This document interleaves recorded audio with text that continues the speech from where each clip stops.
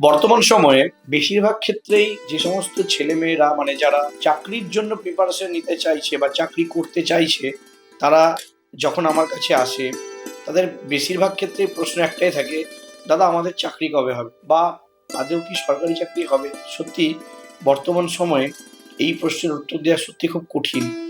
সমসাময়িক পরিস্থিতিতে দাঁড়িয়ে আমি আমার তরফ থেকে যতটা পারি ক্লায়েন্টদের স্যাটিসফাই করার চেষ্টা করি। কিন্তু আপনাদের একটা জিনিস আমি বলতে চাই যে শুধুমাত্র জন্মছকে সরকারি চাকরির যোগ থাকলো বা চাকরির যোগ থাকলে কিন্তু চাকরি হবে না।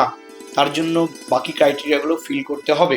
যেমন সরকারকেও চাকরি দিতে হবে, পাশাপাশি আপনার বাড়ির বাস্তু ঠিক থাকতে হবে।